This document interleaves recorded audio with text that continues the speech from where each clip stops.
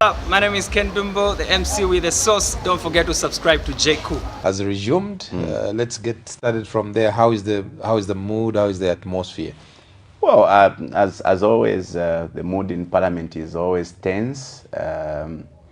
It looks like we've not changed anything at all. The same, treatment we have always been subjected to have happened in the last time we've been, or rather the period we've been on recess. I hope that the Speaker will do the needfuls in allowing us to enjoy our parliamentary democracy, which is one thing that has been a biggest issue in our parliament. So we're looking forward to having a fruitful, session. Hopefully the speakers will come, to the party.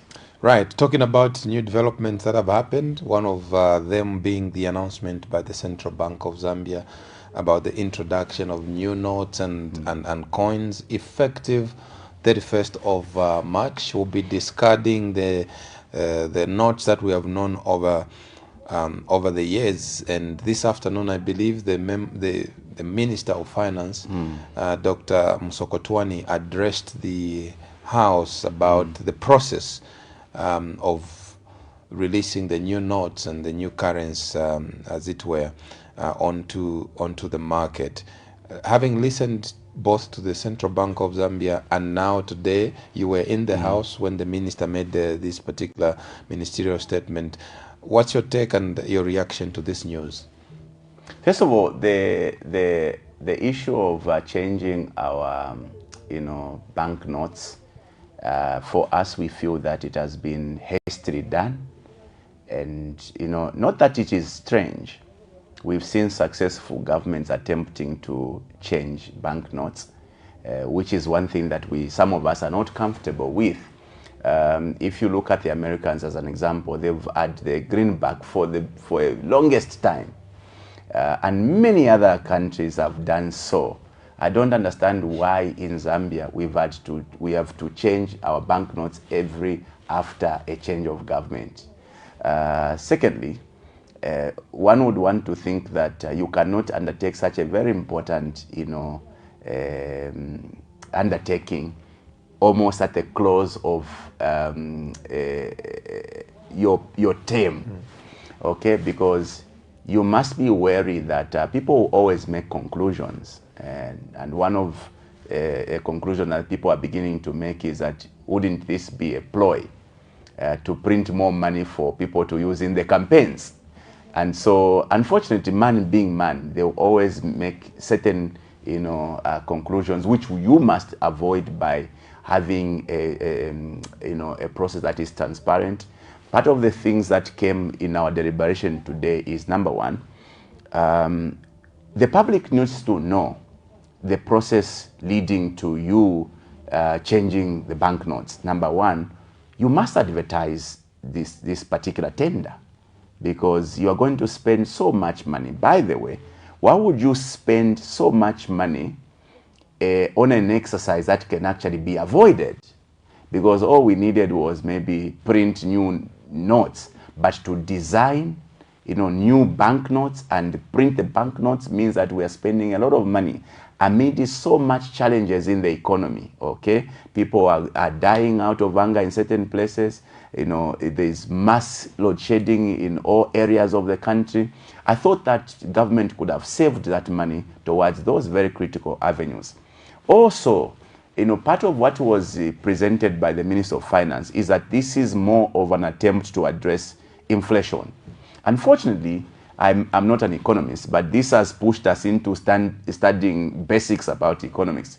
You do realize that if you look at the trend of our currency over the years, from 2012, if you look at the value of a 100 kwacha note in 2012 compared to the value of the kwacha, or the same 100 kwacha in 2024, you realize that the 100 kwacha note has lost value from having a 100 kwacha, 100% value 100 kwacha, to 25.8 in 2024. So the 100 kwacha you had in 2024 is now valued at 25 kwacha in 2024. So you can see that and which is why I think that our economists have not done us, a great deal, because some of the theories they are implementing, principles they are implementing, are really not coming, to help in any way.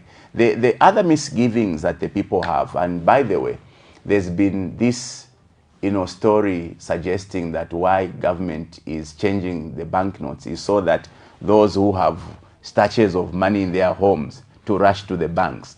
Unfortunately, that is not the case, because you know that the Bank of Zambia will give almost a 1 year grace period, to phase out the old notes. Meaning that in 1 year, even if I had billions of kwachas in my house, I can still be able you can launder it. Exactly. So there are these fears or these, suggestions that people are beginning to make. Why would you, be so much in a haste to deal with this? And also, let me make this, which is a very important observation I've made.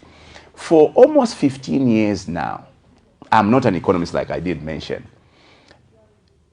we have been doing a disservice to ourselves, even when we make these pronouncements about where our inflation stands. It will interest you that for almost 15 years, we've not attempted to change the consumer price index, because that's a very important ingredient in determining the inflation. So one would then want to conclude that even when we project our inflation now, it is a fraud one, because our consumer price index has remained, stagnant and changed, or for almost 15 years now. So this is where I have a lot of questions, because me, I'm an accountant, and ours is a profession of exact numbers. And so for economists, it looks like they trade on theories that sometimes don't give you results that you expect. Yeah. So talking about addressing issues to do with the inflation, today the central bank, is it today or yesterday? I'm now getting lost, but yesterday, or I think it should have been yesterday, the central bank raised the monetary policy rate again. This is maybe for the 5th time in a space of a few months. Of course, the first in this year. It's also an attempt to arrest the rate of inflation. But there's a school of thought that says this, raising of the MPR every so often doesn't really work so well for our setup, because we are not a debt-driven economy. For instance, in America or even South Africa, even to just buy a car, your car is financed by a loan, your house is financed by a loan, your suit may be financed by a loan. But in Zambia, we have a cash economy. You go into a showroom, guaranteed you would have paid some money of sorts. So the issue of the central bank coming every so often to raise the monetary policy rate, in the context that you were arguing about our fundamentals of addressing the inflation, what in your view do we need to do other than just the MPR that the central bank would always, go window shopping, project, some massive economic growth projections. The 2025 budget, as an argument point, is projected to grow by about 6%. Excuse me. And I've always argued, how do you grow the economy by 6%? By the way, the 2024 projection was about 4.8%. The minister came back to Parliament to then scale down the projection to about 2.5, 2.3, thereabout. But then the IMF and the World Bank came back and said, in fact, you've actually grown the economy by just about 1.6%, meaning that they were overly ambitious in the projection they made in 2024. The minister again comes back in 2025 and makes a 6% growth projection. Now, how do you grow the economy when these fundamentals, as an example, look at the state of our energy sector? It's crumbled. How do you grow the economy when industries are closing down because of the electricity, crisis. How do you grow the economy when even fuel is now a rare commodity? Okay, not only is it expensive, but it is even rare to find because of the flawed policy that has been employed, in the fuel subsector. Okay.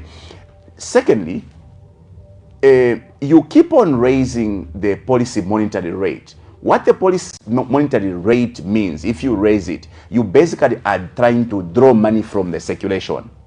Now, what that does is that the little money you're going to leave in the circulation is going to be, sourced after by everybody who wants money.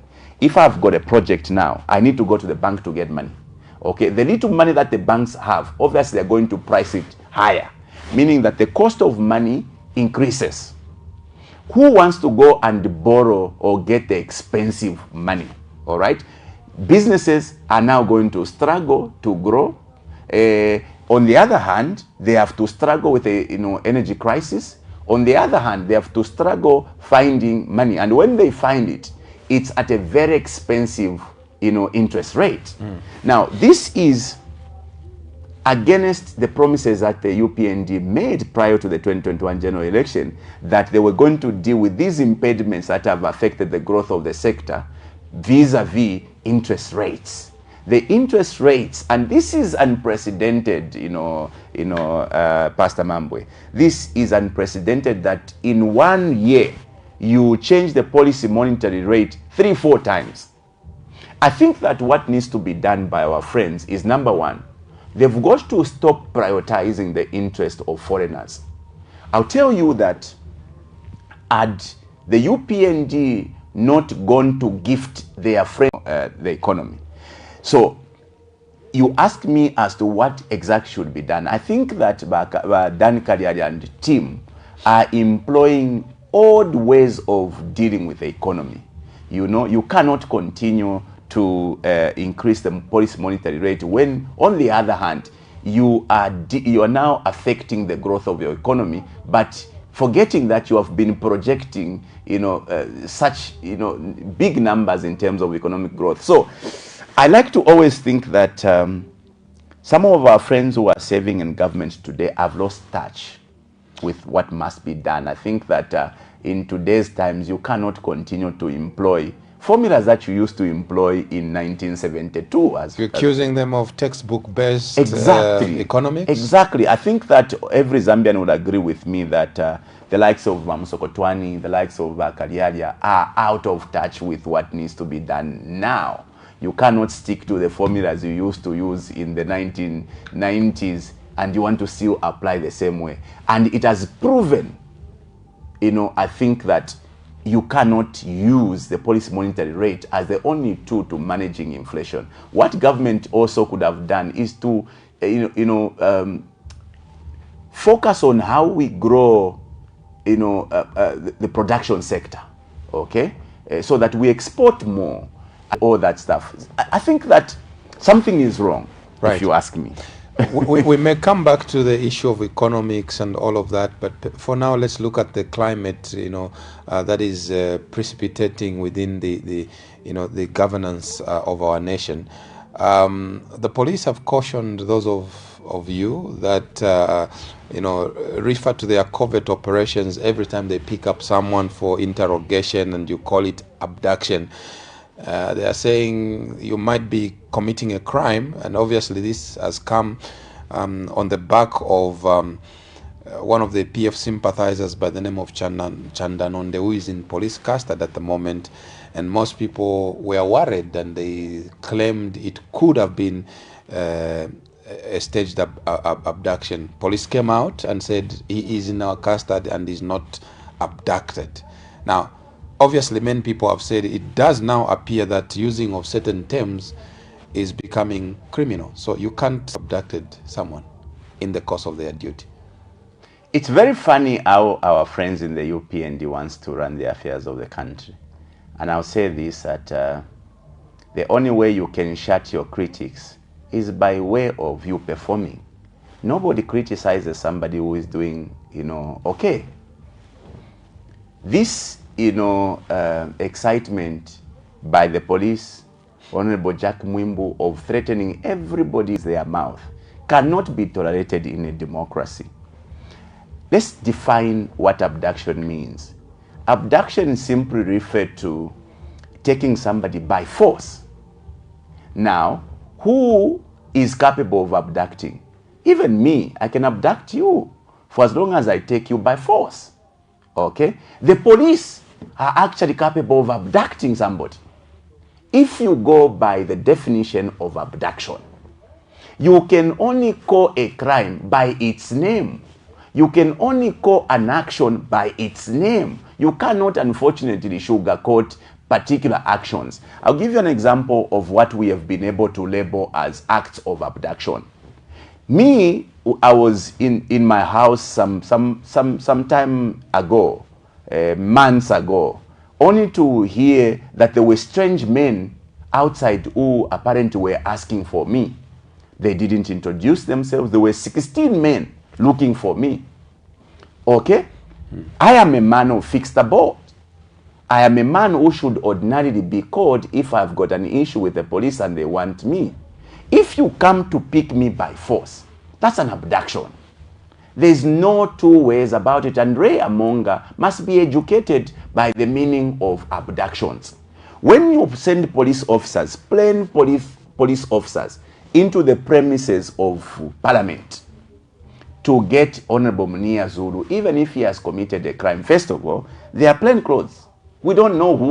If they pick him, we don't know where they've taken him. First of all, we don't know who has taken him. We don't know where they are taking him. And they've taken him by force. That is an abduction. Okay? So, it won't help the UPND.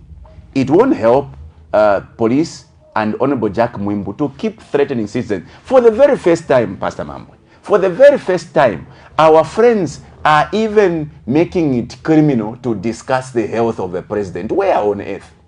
The health of the president is subject to debate, you like it or not. First of all, the president is a human being. He can fall sick. And when the citizens observe that the president, who is frequently seen, is not being seen, they have a duty to question.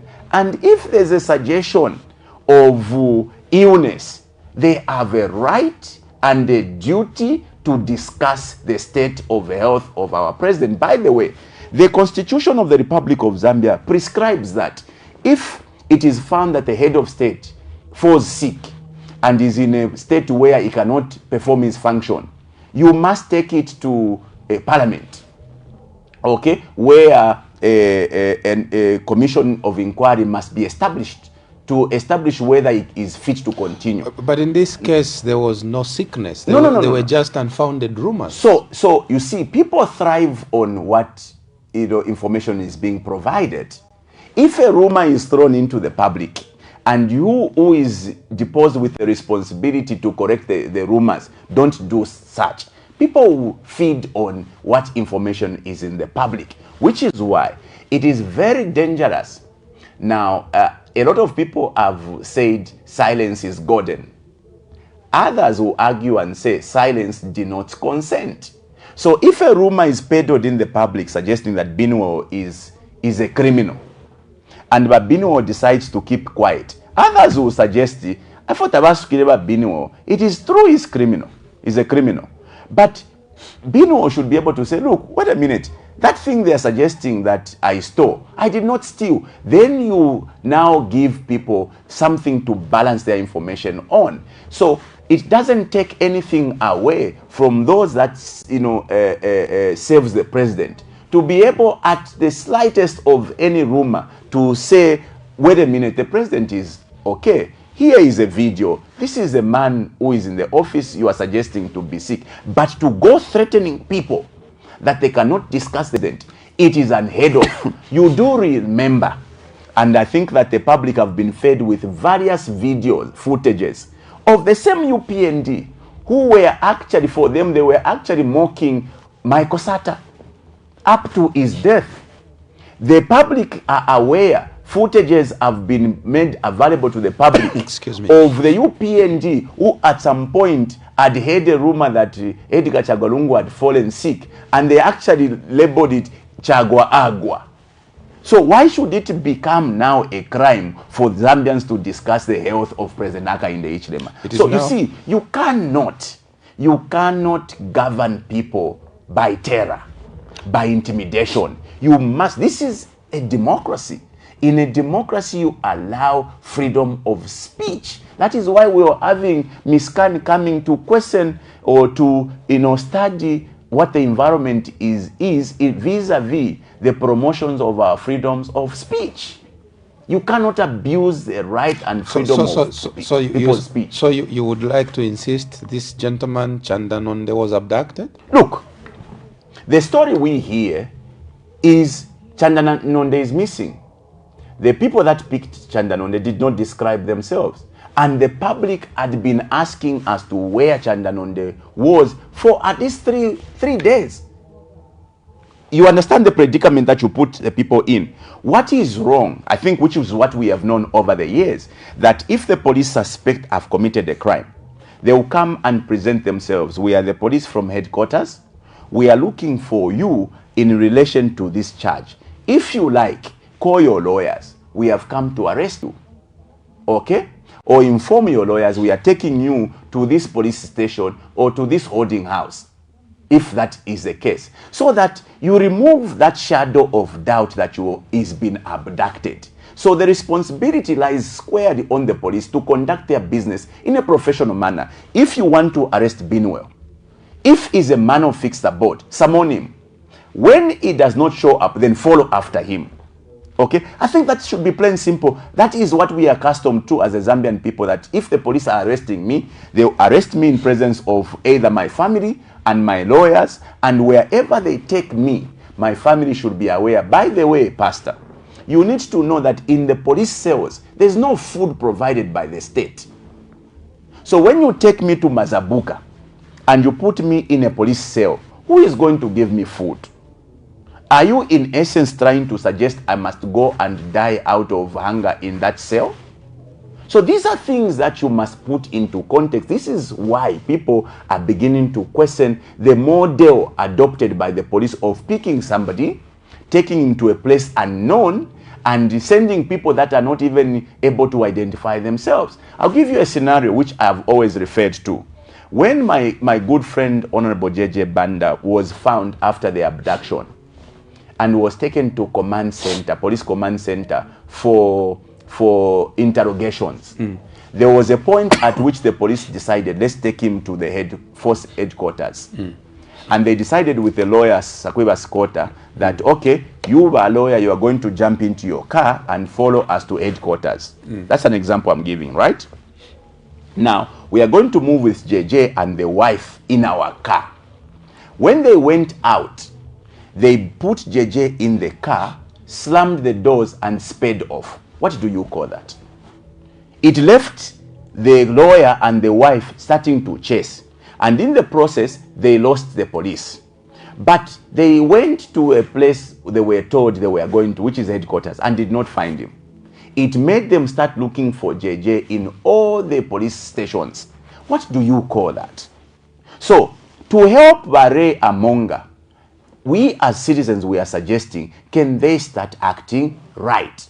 Arresting anybody who's committed a crime, the right to call your lawyers, and your family must be aware we are taking you to Kabwata police station. I think that is not too much to ask. If Barre Amonga and his men will continue to pick people to unknown places, me as Binwell, I am going to call out as it is.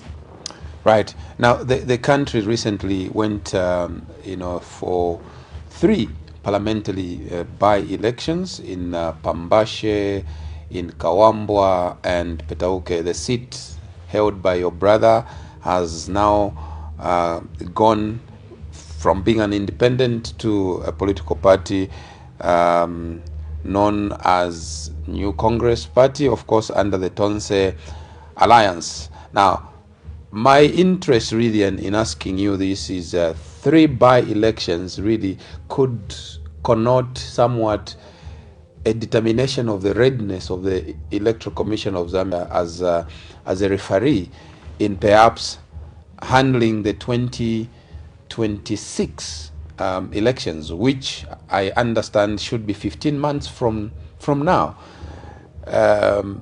Now, I would like you to take a reflection on the 3 by-elections. When you observe the preparedness of whether it's material, the campaign, how it was handled, the conduct of the police and everything else, would you be very comfortable to assume and think that the Electoral Commission of Zambia is absolutely ready to handle the 2026 elections? And also, as you comment on that, I'd like you to also speak to the fact that most recently, the offer that was given to a South African-based printing company was cancelled and transferred to a new company, which was the second best bidder in the process, based in Dubai. Maybe it's a lot of unpacking. It could be a lot of unpacking, Yeah. but I think you understand my question. Yeah, I do understand. First of all, I am a very sad young politician. I've come a long way, learning politics. I've come a long way, participating in these political, campaigns and elections. Zambian people are aware that those who are heading the Electoral Commission of Zambia are cadres from the UPND. So the ECZ, in essence, has become an extension of the UPND. How do you then expect to begin with that this body, an important body which defines what sort of a country we have, okay, can run and manage free and fair elections when the referees themselves actually are putting on jerseys? Okay, you can see from the actions, statements that are being made by the chairperson of the Electoral Commission of Zambia. For instance, the last statement I criticized was the fact that if a candidate is going to pull out of the election, we are going to proceed. The law is cast in concrete that if a candidate, withdraws, you must go for fresh, nominations. So, on what authority did the chairperson base? Maybe where there is evidence that it's abusing the process. There's nothing like abuse. You still want to overlook Pastor, ma'am, there is nothing like abuse. The law has got no chimbuya and emotions. For as long as the law dictates that if a candidate pulls out, sir, there's no two ways about it. Whether I am abusing or not, there's no two ways about it. If you want to avoid that, you can go back to the law and change it. Okay? Now, this is the same election. We've seen Electoral Commission of Zambia before that would stop an election. Under PF, there were elections that were stopped because of violence. There's been violent activities reported in Kawambwa by-elections, where Sean Tembo and team were being attacked right at the police station in front of senior police officers. The police did not have, or rather the ECZ did not have the teeth to be able to bite. We have seen reports of the violence that was reported in Petauke, where cadres went shooting at people. Honorable Brenda Nyerenda's car was being shot at. We were seeing how people were being hacked. If we had an Electoral Commission of Zambia that was capable of managing elections, those are incidences that would call for them to stop the elections. Okay, we've seen government going to actually undertake activities in a by-election area. But Jack Mwimbu went into Petauke on a day before elections to go and announce how government was going to start building, a meeting that amounts to campaign. And if the Electoral Commission of Zambia cannot, stop that election, then we are headed for a disaster. As to which organization is going to print, the ballot, for 26, I tell you, in these political groupings, they become like a cult. Okay, when I belong to a political party, I am like, it's a religion. I worship that political party. So if I'm taken from there to be given a responsibility of being a referee, chances are that every activity I will do, I'll be supporting my political grouping. Yeah. So from the very first time that the Electoral Commission of Zambia was put together, for me it was a vote of no confidence. Yes, yesterday in Parliament, in National Assembly, you challenged the Speaker to speak to why, you know, the so-called rebel MPs who have been seen to be campaigning for the ruling party, yet they belong to the opposition, should continue being in the House. And I'm asking you, why would you challenge the Speaker, Honorable, when you know that the party concerned hasn't acted to punish those members of Parliament? They haven't, and so they have the right to remain in the House. Why would you challenge the Speaker to rule over the presence of those considered rebel MPs in the House? You must understand that it is not up to a particular party to be, you know, the measurement as to what constitutes breaking the law or not. This is the law we are talking about. The law describes when one would be said to have crossed the floor. Okay? What amounts or what constitutes or what leads to a seat being vacant? Number one is you being expelled. So if the PF, for argument's sake, was the one to expel those, you know, or Labour MPs, that is a ground for their seat being declared vacant. But should they cross the floor by their conduct, that is also a reason why their seats must be declared vacant. You do remember that in the case of, you know, Honorable Makebi Zulu, when he raised the point of order in 2019 against Honorable Chishimba Kambwidi, the very fact that Honorable Chishimba Kambwidi, as a consultant of the, what is Saboi's party?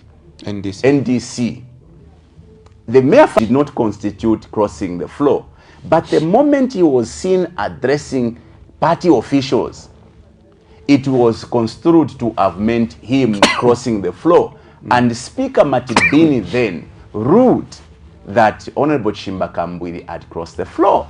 Now, the authorities, you know, drawn from two cases. Of course, Honorable Chishimba Kambwidi went to win. But if you look at the authorities drawn from Honorable Chishimba Kambwidi's case, as well as the case of the Attorney General versus Akashamba Twambikustarewanika, clearly these two lays down the instances when your activities or conduct will amount to crossing the floor. Sir, when you cross the floor, it is not up to your political party to be the one to inform the Speaker to declare the seat vacant. It is the law that kicks in. But the authority you cited, one would question, because rightly said here, the court overturned Dr. Matibini's ruling that you overstepped his remit, his boundaries. It's not up to him to declare a seat vacant. So I'm not too sure if you expected the Speaker to be the one to declare a seat vacant. It would be interesting. Premised on the fact that neither of the two routes you have cited have been explored exhaustively. It would be interesting for you to go and read the same cases and see what the court had concluded. The courts actually had agreed that by mere fact of going to address the party officials, it amounted to crossing the floor. Maybe what could be questioned, did the Speaker have the authority to declare the seat vacant? Okay? We are now here where precedents have been set. The Speaker of the National Assembly, Madam Muti, declared the Petauke seat vacant. Doesn't that set another authority that the Speaker as can go and declare a seat vacant? Now, you see, no one challenged it. No, it was actually challenged. We actually challenged that. And? Okay? It was overturned. It was overruled. In fact, the ECZ were very clear that the election will go ahead because they had to beat the 90-day period. Now, it is important that we do not miss a point. Wait a minute. You talked about the law. Yes. That the law cannot, it's not about emotions. All right? So if the law provides for 90 days, surely would you accuse the ECZ of having played around with the law? Yes. Listen. The court takes precedence. Okay? When the court gives you an injunction, sir, there's nothing you can do. When there's an injunction, you can't do anything. It's hands off. That is what the law is couched.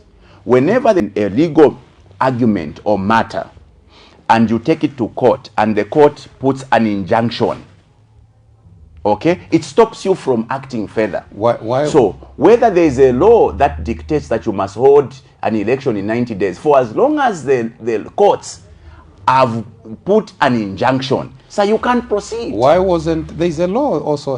No, but our friends that says the ECZ in that respect should have been cited for contempt. Who is superior between the courts and the ECZ? We all are at the mercy of the court's interpretation of the law. When the courts interprets the law to mean that, or to suggest that you must hold on by way of an injunction, so nobody is superior. My point exactly, Honorable. My point being, why wasn't ECZ cited for contempt? Because there was an injunction, if you are based on your submission. Sir, we are dealing with a people that do not respect the law. We are dealing with a judiciary that has been weaponized. In this case, and I'll tell you this, and you must pay interest in these things that I'm bringing to the table right now. Here we are talking about a judicial system that will go and sentence somebody for having not committed a crime.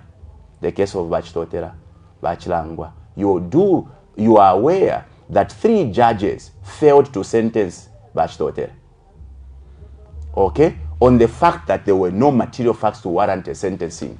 So how can you question as to why the ECZ were not cited for contempt? Are you suggesting that the 2 honorables you have mentioned are serving a sentence, a jail sentence for a crime they never committed? Go to the case record, and I've challenged the media.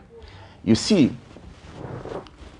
we must be a citizenry that must take an interest in these things. Even if I was not there during the case of Bachilangwa, Bachitotela, I can pick up the facts from the case record. And I will challenge you, sir. I will not make a conclusion. I will challenge you. Go and pick up the case record of Honorable Bachitotela and Honorable Chilangwa. You will agree with me that our friends are serving a sentence for a crime they never committed. In the case of Bachitotela, the judge only relied on a testimony of a witness, one witness, who was the chairperson of the UPND in charge of security.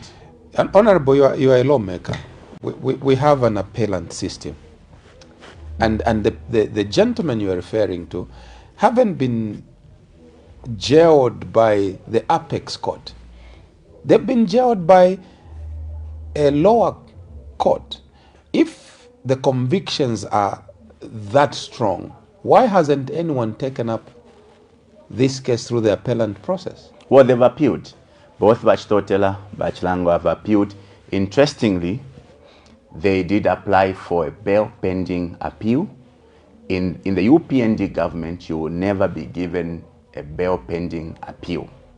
It has been scrapped off.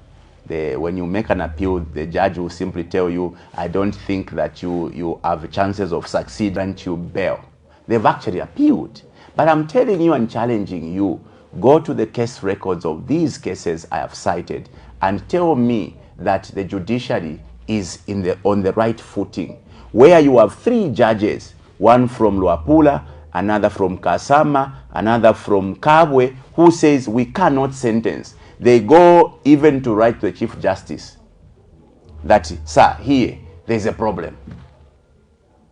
What does that suggest to you? So these things we are putting together cause for us to do a thorough check on whether we are standing rightfully before our, because that's our safe haven. The courts are our safe havens. This is where we have to run to. Okay, every time you feel afflicted or treated unjustly. But when we see these compromises in the judicial services or systems, we are worried. That is why today the ECZ have got the audacity to set aside the ruling of the courts. And it's not started now. You remember the case of Bowman Lusambo and Malanji. The court pronounced that the two gentlemen were eligible to contest in the elections. What did you see from the Electoral Commission of Zambia? They actually said, to hell, we don't respect the courts. What does it suggest to you? Is this the institution you can ask me, I can put my faith in to be able to conduct free and fair elections? An institution that will be able to set aside the rulings of the courts? Well, unfortunately, you still have to depend on them, and I need for you to speak to this because scanning the social media today, one comes across an assertion that you have claimed that you'll be on the presidential ballot in 2026, in 15 months from now. Unfortunately, if you are going to claim to be on a ballot for presidential or to retain your seat in Nkana, you will be subjected to the same referee called Electoral Commission of Zambia. First of all, can you confirm or dispel that you want to run in 2026 as a president? Well, it looks like from December, the media house called Koswe is in love with me. You know, at some point they will tell me, Binwell, we've seen him going to Zimbabwe to check on JJ. They will tell, we are in his jacket today. They are saying, I want to be on the ballot paper. But if there was an opportunity for me to be on a presidential ballot, I would jump on it. Because I think that I've got, the competences far better than most of the people you have now to be able to push Zambia to the next destination.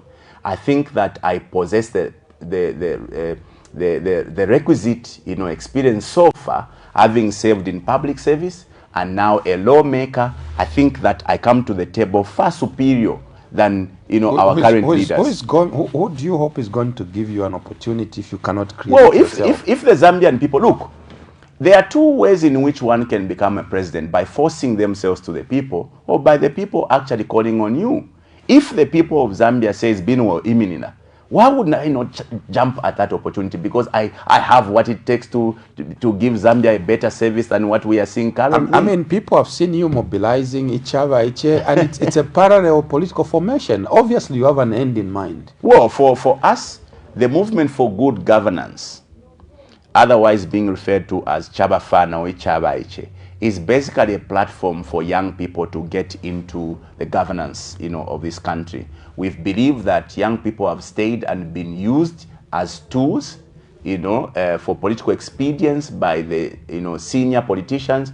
We believe that time has come now for young people to take the floor, to go and sit on the table of decision making. Now, how? If that grouping, look, this is what has been happening over the years. So the old politicians will go to the young people to ask them to go and campaign for them. If there is violence, the old politicians will go to the young people to ask the young people to commit the violence to go and fight against their friends in the other political parties. When it comes to the actual voting, the old politicians will go to the young people and ask them to give them votes. So the young people have been tools at the hands of the old politicians over the years. When everything is said and done, the people that enjoys the electoral spoils are the old politicians. Where do we place the young people? In the terraces to enjoy the crumbs. What we are saying in Muchabache, the movement for good governance, is that we need to flip the pages. Yes, my question to you is, how do you flip the pages when your system is parallel? They are not being assimilated in the existing political, unless you are telling the Zambian people that you envisage Ichabache to become a political party at some point. You don't have to be a political party to become a councillor. You don't have to be a political party to become a mayor. You don't have to be a political party to become a president. You need to be sponsored by a political party as a president. You need to interrogate the law. The law does not dictate that to become president you need to be sponsored by a political party. I challenge any lawyer in this country. You can actually stand, sir, even without a political party. So if the movement for good governance feels there's no need to register a political party. Under ECZ, you cannot stand.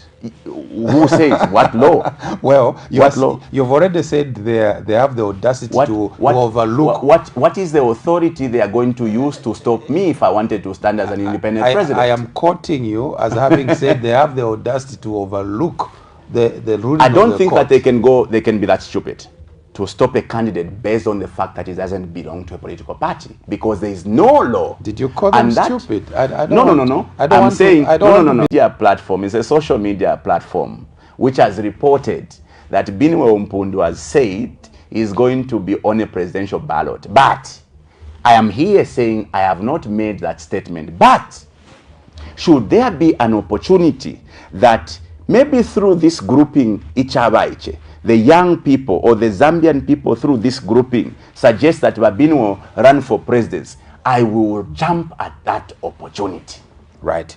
Now, let's look at issues of corruption and CDF. The Transparency International Zambian chapter has advised government to reduce the quantum of CDF. They are, they suspect, they have perhaps empirical evidence that it's becoming a looting frenzy.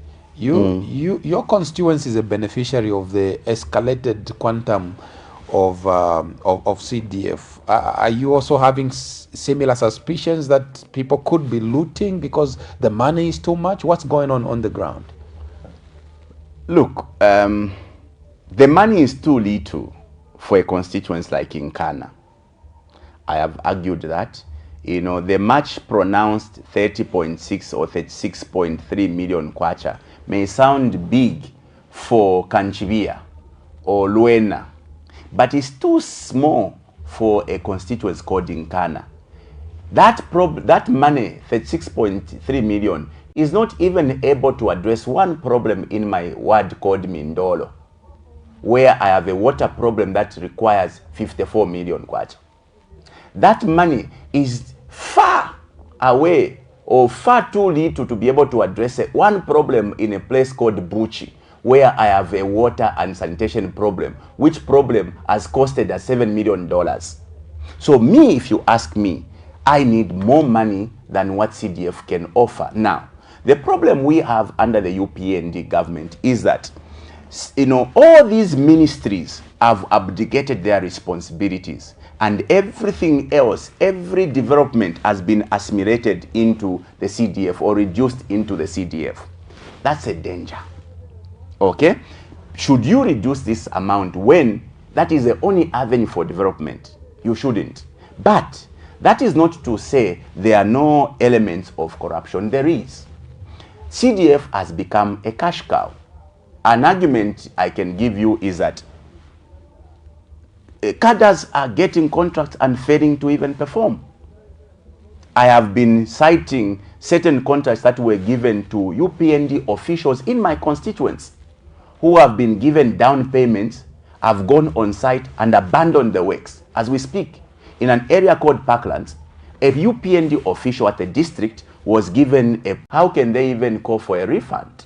So you are presupposing that if I am a supporter of the ruling party and I've been given a contract, I have squandered the money, I am protected, I can't be prosecuted? Do you think that the councils have got the tooth to be able to prosecute a UPND official? But where is the law? Should it be that the law must only apply to those? Have you ever seen the law being applied on the young people that had a press conference, threatening to circumcise Edgar Lungu? Did you see the law being applied?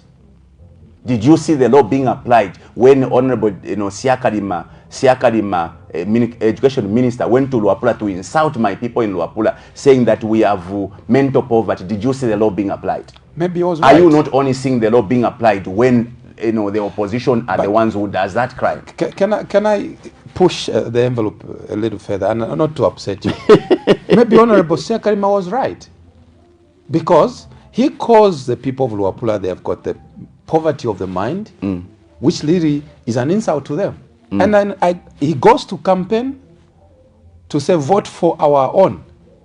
And they voted. So what would you call that? Well, if you put in that context, I would agree. I would agree, and I've been telling my people in Luapula that honestly speaking, somebody came here to insult you, that you suffer, because you see, poverty is a luck. All right? When somebody says you have a poverty mind, it means that you have no mind at all. You have no tombwe. That's what Siakalima went to tell the people of Luapula. Today, Siakalima goes into Luapula to tell them to vote for their candidate, and they vote. Maybe that can confirm that we, the people of Luapula, have no tombwe. So, sir, yes, the CDF has become, an avenue for looting. It is being abused on component of education, the skills. There are schools that have increased, including our own councils in Kitwe. A school belonging to the council in Kitwe that was charging 3,000 kwacha when the CDF was enhanced in 2021. Today is charging 15,000 kwacha. Why? What's the justification? Tell me what would be the justification, sir. Inflation, perhaps? Maybe it's inflation. Sir, you can't jump from 3,000 to 16,000 kwacha. You can't.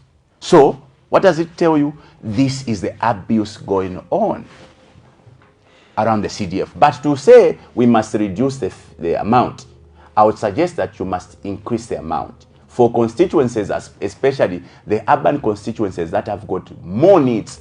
Look, people likes to make these comparisons.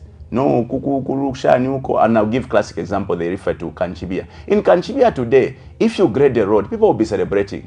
In Nkana, if you grade the road today, it will be chaos. If you go to Parklands and grade the road, the dust there will subject you to insults every day. So what we need in Nkana are tarred roads. It will cost you 10 million kwacha to do a kilometer of a tarred road. And how much is our CDF per year? That's just roughly 13 to 15 million, of a community projects.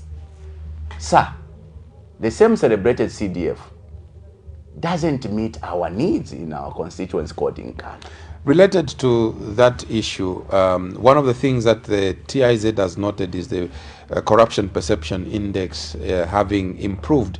It basically sharply differs with the opinion held by the Action Against Corruption, who have cited numerous corruption cases, perhaps at the Ministry of Health and also in other places where even the American ambassador talked about in the mining sector where we seem to have suspicions of bribes, happening. So you have two corruption watchdogs. One is saying the corruption perception index has improved. Another one saying, no, we have corruption at the Ministry of Health. We have corruption here and there.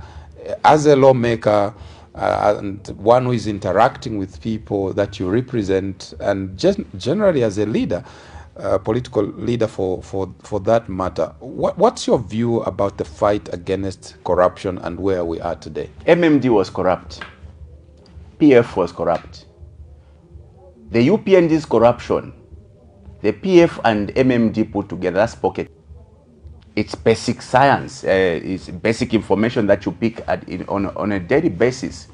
If you look at the reports that were coming under FIC, okay, the last report under PF was suggesting, I think, 3 billion that was in suspicious transactions under FIC.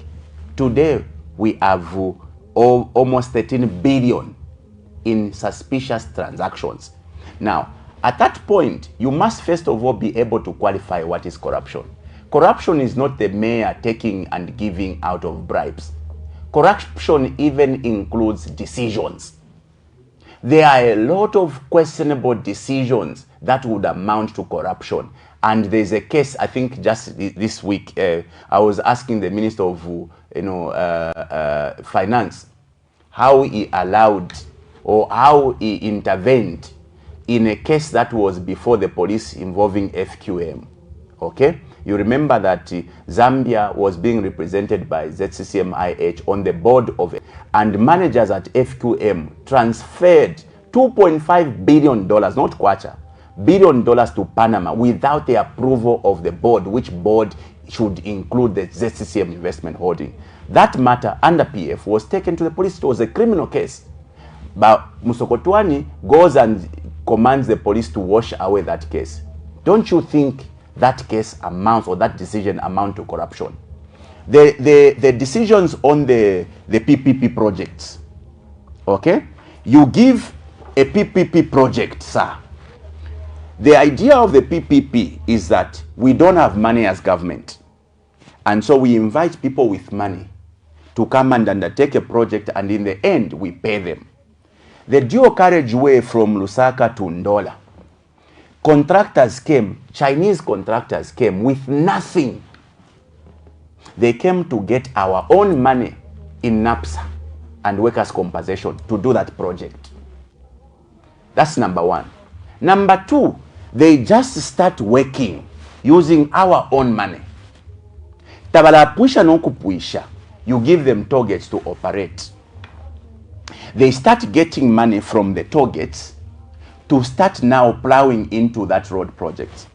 And you can tell me that is not corruption. Are you going to tell me that's not corruption? What does corruption look like? That's a government project. So you are literally saying the government is corrupt. Who is going to be corrupt? Who is going to be corrupt? It's the people that are making decisions. Sir, tell me, very well-meaning Zambians, the target should only be given to you as a party in the PPP when you do the job. And why we give you to run the target is that we want you to recover the money you invested. Okay? Now, this Chinese contractor, who could have actually found the cheaper money in China, fails to find the money in China, comes to get your own money at NAPS and workers' compensation. Now, they did not even get the $650 million. I want to believe they are now falling on the monies they are collecting on the targets.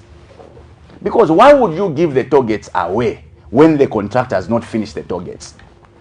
Secondly, sir, go to that target called the in Chirirabombwe, going to Kasumbalesa. That target, when the minister presented to Parliament the figures and after how long they are going to recoup, the investor is going to recoup the money, it is 70, is it 19 or 19 years? 19 years. The basis for the calculations was on the prevailing toll fees. The truck there was charging 150 kwacha. After the toll gate was completed, they increased the toll fees from 150 kwacha to 1,550 kwacha. Don't you think that they will be able to recover that money in half the years? Meanwhile, that contract has got no termination clause. They have not put, so meaning that Nangubashari Kavem Impia Shida in 5 months. They will still be pocketing. They will still be pocketing. Do you know what the response has been from government and that consortium? They are saying, no, if we recover, the remaining period will be sharing. Isn't that corruption?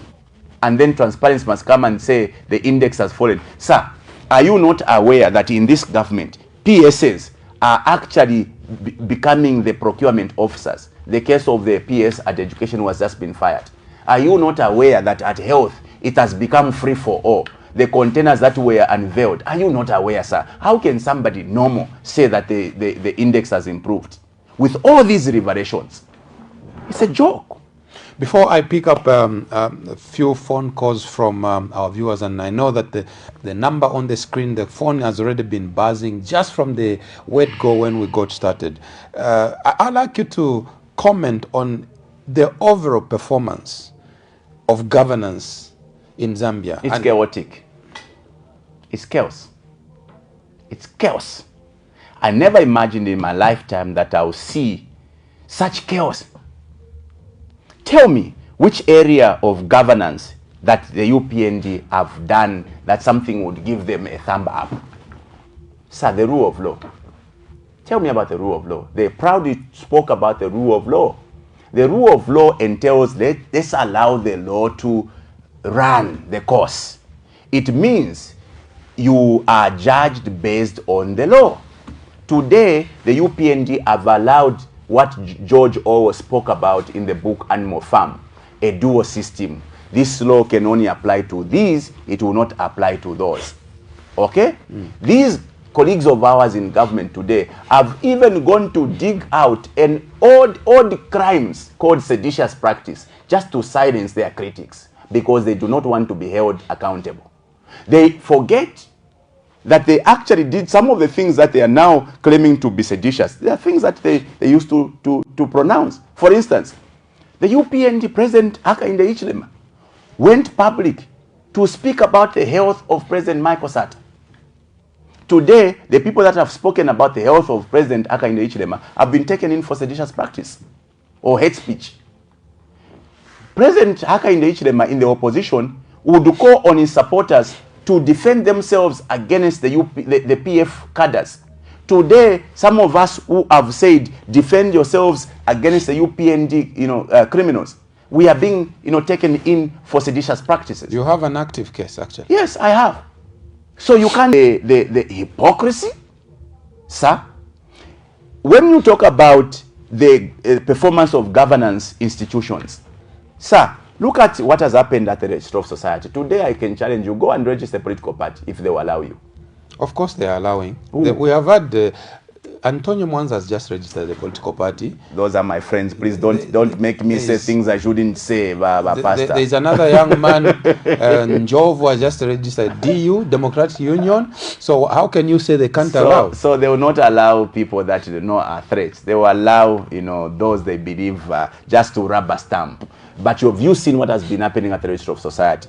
One Registry of Society is removed for merely refusing to be part of an illegality to change, the names of office orders of the PF. Comes another one, she resigns because she cannot stomach the instructions to change, office bearers, to put Chavinga there. Okay, that's the Registry of Society. Let's go to, ECZ. Again, I'll go back to what ECZ has been doing, even setting aside, rulings of the courts. Am I injunctions and the rulings, the case of Bowman and Malanji? Okay? Can you say that our friends are performing well? Because, governance is about the rule of law. It's about, the promotion of the rights and freedoms of citizens. It's about the independence and autonomy of governance institutions. Look at the conduct of the police. Busy threatening citizens every 10. Takwa aba polisi bombefyo, where you have to threaten citizens. Everyone who speaks, you must take them in Takwaba. Look at the Parliament, the three arms of government and how it's performing. Look at the interference at Parliament.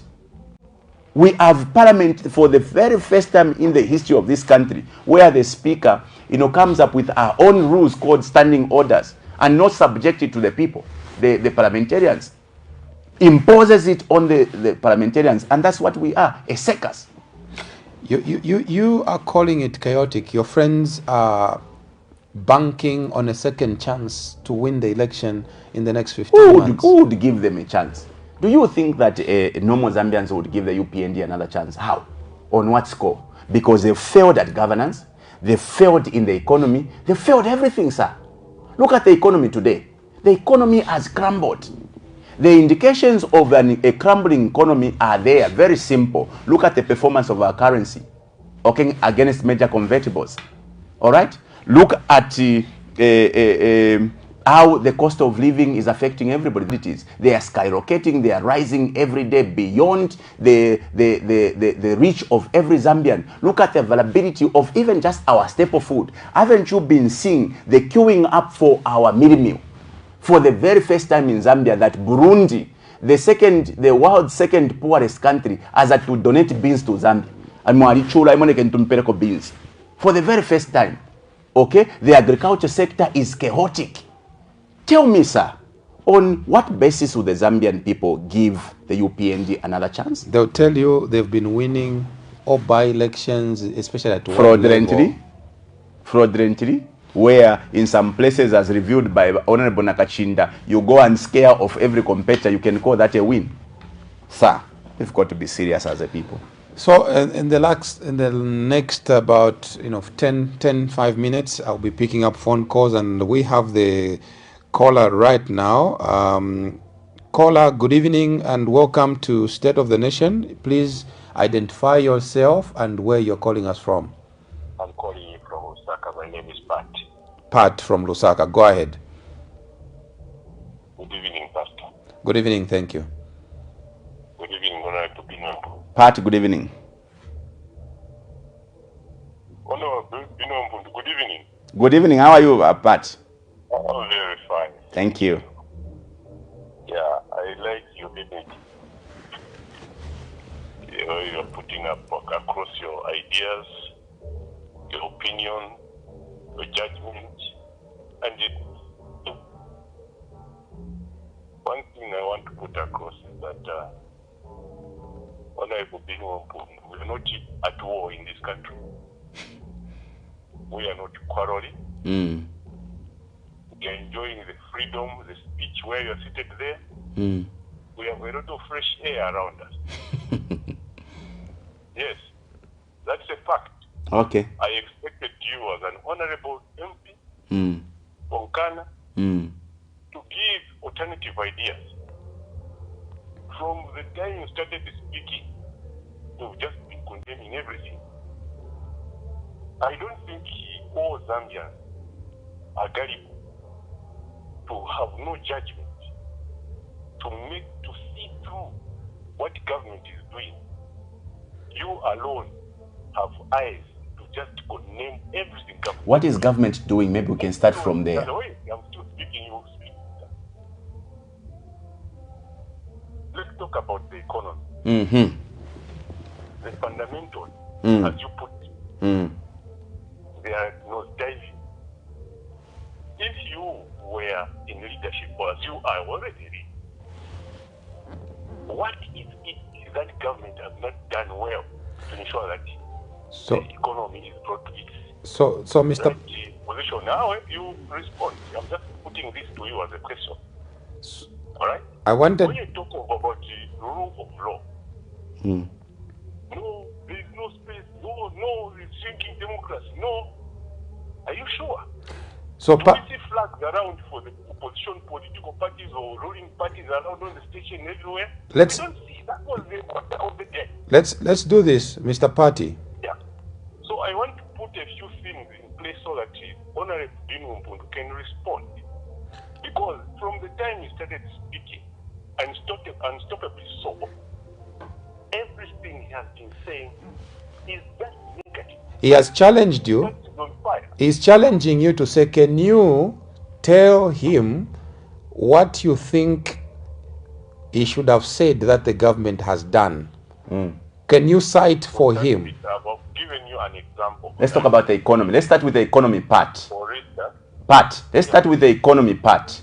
What do you think government has done well in the economy? we talked about the issue to do with queuing for staple food, and that the people who are hungry in the country, in Burundi for the first time, we have received aid from Burundi. In Zambia, who doesn't know that we had a drought? Even if you had put in place a plan on how you are going to manage the agriculture sector, for instance, the government has put in a lot of money to buy maize, import maize from Tanzania and everywhere else to ensure that Zambians do not starve. And this subsidized meal for ZNS, everyone wants to buy it. Perhaps for whatever reason, the queuing are always there. And it's a fact, because that meal, when they buy, they want to resell perhaps, and so on and so forth. Okay. You know, people just like that kind of thing. But altogether, what we're putting across is that we can go around the country, go even in the remotest parts. You find that in the shade there is maize, and people are able to buy that maize and grind it at their own time. So conclude so that we give other people chance. I can challenge you. If it was during, if PF was in government now, they were not going to be able to feed the Zambians as much as they are. I know the story where they are being given rotten meat in some parts of the country. When we had some more. Okay. Can you conclude? Your time is up. Please, we need to give other people chance.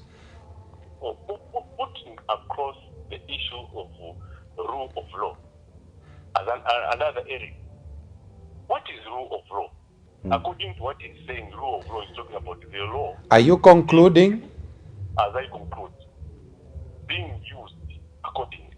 If the law says that if you commit an offense and the police are at your doorstep, yes, you deserve to be arrested. Should we follow the police should be followed their arms because someone has committed a crime, they shouldn't arrest. These are the laws which you parliamentarians have made, and the police have to enforce.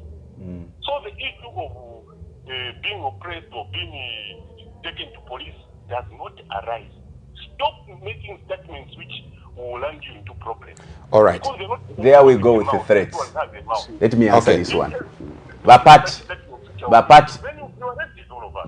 let me answer you. Let me answer you on a number of things that you have raised. Pastor, allow me. Yes, he's listening. Let's start with the rule of law.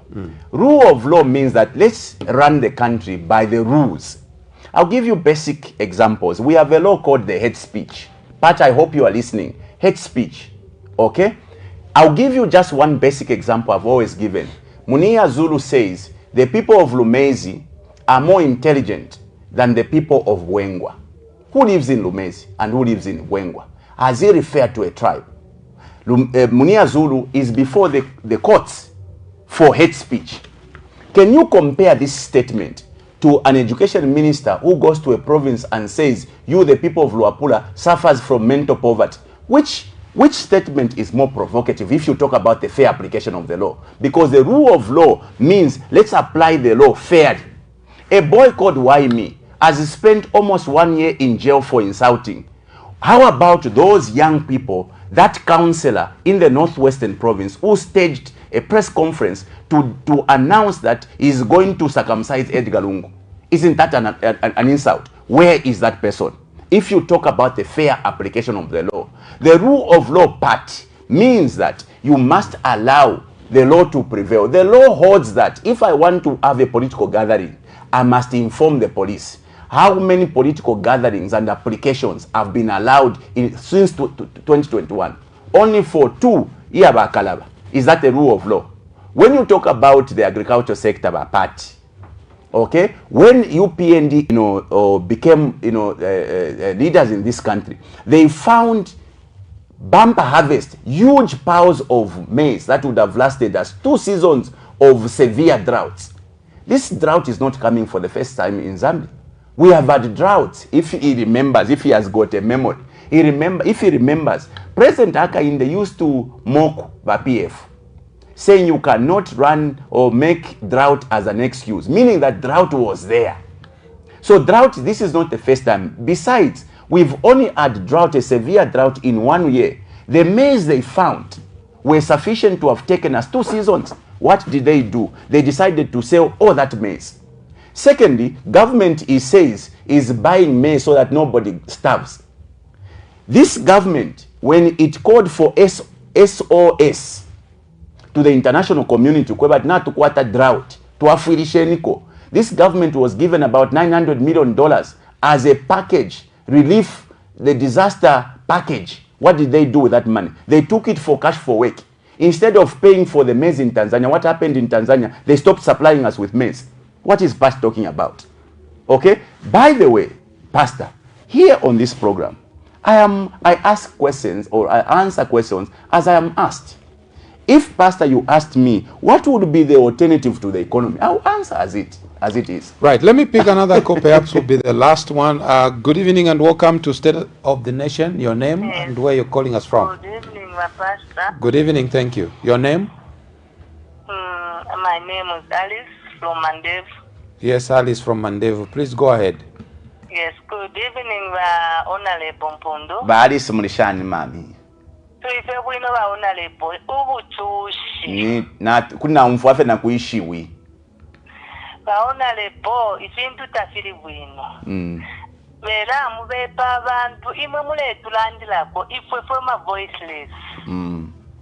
Katwati tulandeko tuletine ine bayisat seditious. Eyo tuletina ba Honorable kati fingi twakwata kumutima. Eto tuingalanda. Nomba tulinchushi twalichula. Tulande kwa seditious. Nina lukandandila kumkoti. Shikwete na alichula leo maketia fie. Kabari no fondi. Wakundandila lesa kumulu. Bati fingi tuwasenda. Nombe tendo tuwasenda ba Honorable tukayachilandila mu ballot box. Ifisendo tuwasenda. Vela mwana kwa background pali wino. Ba Honorable ngati mwe kwambira mma churches. abantu baleyirishanya kumona kuli offering abantu balepera washati interview wino abantu baletula people are suffering auna le abantu era mupeka nangwa wale baletuma wale anda bintu byali bweta muli rule of law tamuli see also one sided why tabale pingula according tule mona tifintu uyunga alande chifoti ni mwachana ona le bona mulanda buno kuti uli minister landileshi bamuleka tabamtwala ku koti muni azulu alandesi ena bamtwala ku koti nishitu okay fufwe mazambia ndale makati tatule musimona baona le botule fumona bantu no mwana cyo wapyalwa lero namuna tifinta bibwino muzambia tuleti mona byonse tilechitika tuleti konka lelo kulanda kwesu tigesalandira ballot box omo tugesalandira twetula seditious twalichula tatukwetemsha chakwira koti na totela mukwai. Thank you for calling. Do you permit me to pick one last call? Yeah, please. All right. I'll be picking one last caller, but I have so many messages I can't read them, but maybe let me just pick this one caller. Good evening and welcome to State of the Nation. Tell us your name and where you're calling us from. Gilbert calling you from Kaputa. Gilbert from Kaputa, all the way in Luapula province. In Northern Province. Kaputa is Northern province, Yeah, up there. Definitely. Okay, please go ahead. Yes, good evening, Honorable Mpundu. Good evening, Gilbert. How are you, Kaputo? I've actually been following you and I like the way you debate. Thank you. The way you actually come up with the issues related to our country. I think I like you so much. Thank you, Bakalamba. Awe, muri bakali bakalamba kwena kushita mwana wamu nove nishuri ndoshi. Nishendo shidi. The situation is very pathetic here. People are suffering. I'm telling you, you can't love it. The road in Kaputa is pathetic. I've decided to call you not just because I'm not actually happy with the status quo. I wanted actually to get advice, especially you being a member of parliament. You are aware about the issue of the Congo borders, where government have actually stopped talking about that. But I was very surprised when our member of parliament went to one of the borders. And for your own information, Honorable, this issue is on the SADC. It's a SADC issue, so to say. So I expected maybe probably it was being done by the SADC. Here is a member of parliament went to one of the borders where the demarcation is and actually people NRCs. I was wondering, is he supposed to do that or supposed to actually maybe probably ask to the president to take that issue to the SADC? Because this issue has not been concluded.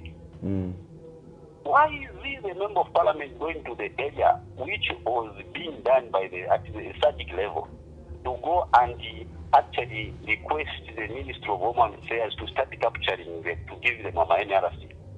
Because under the normal circumstances, the SADC was supposed to come and ask those people, to ask them whether they should go to Zambia or they should go to Congo. That was the agreement. Before we could even come to ask them which area they supposed to go, here is a member of parliament go there and ask the Home Affairs to start capturing their NRC. It's not endangering our security situation. Because you being a member of parliament, you understand all these issues. Because what was his name again? Of parliament, you put this country in problems, especially when you're dealing with such sensitive issues. Mr. Gilbert. Yes. Are you aware that there was a remapping of perhaps the area in question? There was a remapping. Definitely, I'm aware about that. You are aware of that, and those people have been captured. And what we are waiting, those consignment for them to come and ask those people. They were supposed to ask because that was the agreement to say they will come and ask them whether they will remain in Zambia or they go in Congo. It's not my question. I'll let the member of parliament answer. Because people there and ask them to start now capturing the NRCs. Okay, have not yet come and ask them. Are you done? Definitely, program done. I wanted to ask because the Honorable Mpumbi is aware about this issue. This is the issue. Well, thank you for calling, because this is the issue that is happening with the Banyamulenge, who DRC has refused to recognize that they don't belong to the country. Definitely, they have not concluded. Right. They are just waiting. In fact, it's our bone of contention so that they conclude this issue. The Ministry of Home Affairs are watching. The officials are watching. Here is a concern from Kaputa about the issue there. Please, Honorable, please address this perhaps and speak to the government about it. Definitely. All right. Thank you for calling. Very interesting conversations, and I hope that parties listening, because you see, sometimes when we speak, you know, we are labeled to just be bitter, you know, tatua kwatama solutions, okay? Parties should be able to listen to the lamentations of the people. Baadi suko na baidishanyo obuchushi ba pastor nga pabe ekintu kimu ekyo tamufidi okuwangalako ni pamala wali. But UPND must learn from the times of Kaundas how Zambians kicked KK out of power because of mid-meal. And you can imagine how UPND has raised the price of mid-meal from 141 in 2021 to 420. That is 279 kwacha more. What that means, Pastor, is that every year, by PF in 10 years, ubunga bwale nina by 10 kwacha 60 ngwe. In 10 years, each year 10 kwacha 60 ngwe yo balelundako. By UPND balelund ubunga bwale kwela 93 kwacha per year. That is bad, and that is why abantu balelidi omu. It namfefi nemulela that free education. It is not free education, Pastor, because for a child to go to school, he has to buy books, shoes, uniforms, bags. You should now ask the cost of those, because free education, do you know what it means? You were under free education. No ways. Free. I've never. You have been never. Under, no. Free education, what it meant? We have to go. It must not be abused. Free education meant waafe ku school fyonse bakupela. We have now, to go. Quickly, yes. The issue of Elvis Nkando, and you know, politicians sometimes we are very down. Eh? We must never see votes in every situation. Some situations are dire. The issue of the borders are very sensitive. We may open doors to criminals.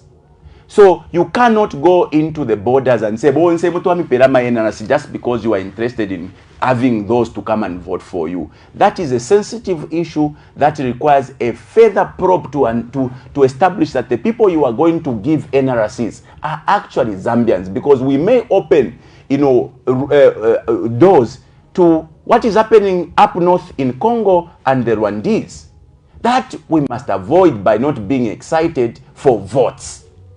But as you see, Elvis Nkando proudly goes to say he's doing very fine. But you've heard what is happening in Kaputa. The situation is pathetic. The road network in Kaputa is pathetic. People cannot even move their food products from their farms. These are the people that will stand up and boast that they are doing excellent. But here is the people now. And Bahari says, we are going to speak out in the ballot. We perhaps have to call you back another time. We've been looking at Zambia's political and governance climate ahead of the 2026 elections. And thank you so much for watching State of the Nation. Thanks for tuning in to JQ News. Don't forget to like, share, and subscribe for the latest updates on tech, politics, and everything in between. Until next time, stay cool.